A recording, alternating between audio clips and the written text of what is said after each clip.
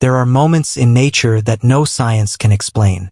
Moments that go far beyond everything we think we know about animals, about instinct, about survival. Moments that reach so deep inside you that you freeze completely, unable to look away.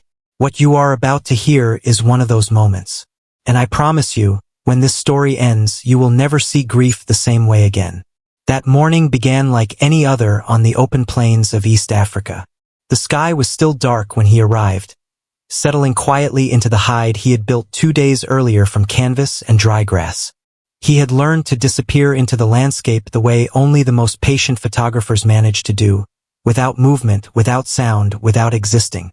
He had spent more than 15 years documenting wildlife. He had seen things most people would never believe. But nothing, absolutely nothing, had prepared him for what he was about to witness. Through the long lens of his camera, he spotted her almost immediately. An enormous elephant, standing alone in a clearing about 40 meters away, still as a statue planted in the earth. But what she was doing with her trunk was what stopped his breath cold. She was touching something on the ground. Something small.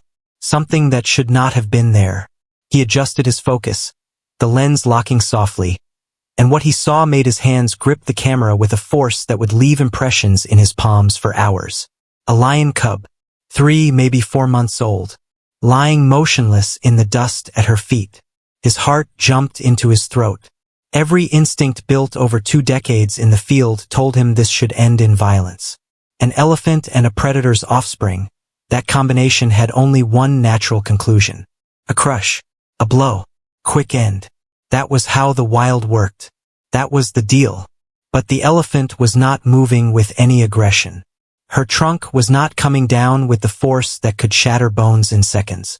It moved softly, almost tenderly, tracing the outline of that tiny body as though she were reading something written there that no one else could see. And in that impossible stillness, something shifted inside him. He stayed behind his camera, and he watched. He had learned years earlier, in the wetlands of southern Africa, that the greatest moments in wildlife photography are never chased. They are waited for. They are earned through hours of silence and discomfort and the discipline to become invisible. So he breathed slowly, and he let the world in front of him begin to speak. She circled the cub. She stood over it, her enormous body casting a shadow that gave the small animal its only shelter from the heat already beginning to press down. When the cub tried to crawl away across the cracked dry earth, with weak, uncoordinated movements that spoke of total exhaustion, she would extend her trunk and gently block its path. Without roughness, without anger, just a quiet redirection. Stay here. You are safe. He observed this for hours. He documented it frame by frame. And at some point, somewhere in the middle of all that footage, a memory surfaced from 4 days earlier. A single line in the ranger station logbook. An elephant calf found dead. A dried mud wallow. A mother who had stayed beside the body for 38 hours before the conservation team had to intervene. The record did not mention the elephant's name, but the area was the same. The timing matched. And suddenly all the pieces fell into place with the weight of something inevitable. She was not confused. She was not failing in any way. She knew perfectly well that the small creature beneath her body was not her own calf. She knew it with total clarity. But she was protecting it anyway, the same way a grieving mother holds a blanket that still carries the scent of someone who is never coming back. She had lost her baby, and her love, enormous, ancient, unstoppable, had nowhere left to go.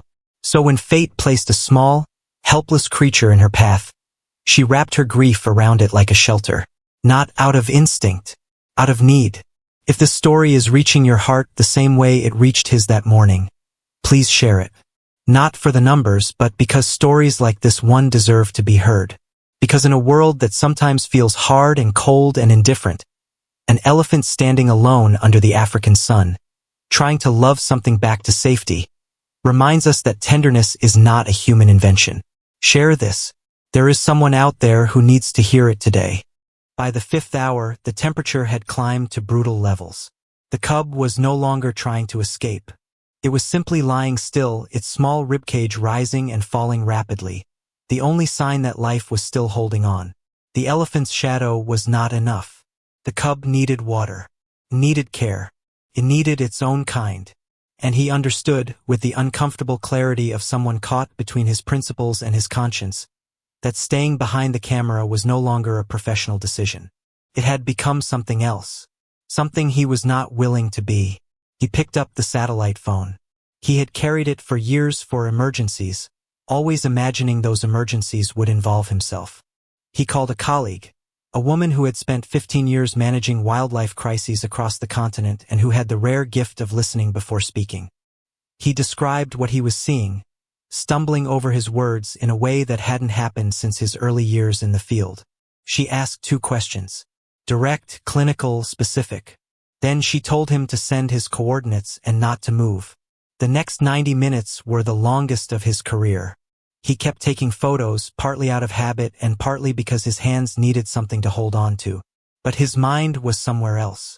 He was thinking about the elephant, about what it would mean when the vehicles arrived, about the fact that the only thing giving her grief a shape, the only thing she had left to protect, would be taken away. And he was the one who had made that call. She heard the vehicles before he did. You could tell by the way her ears tilted forward and her posture shifted. Not with panic, but with a quiet, heavy recognition. She did not trumpet. She did not charge. She looked down at the cub one last time, her trunk hovering just above the small form. And then she began to walk, slowly, with quiet determination, the way you move when you already know there is no point in running.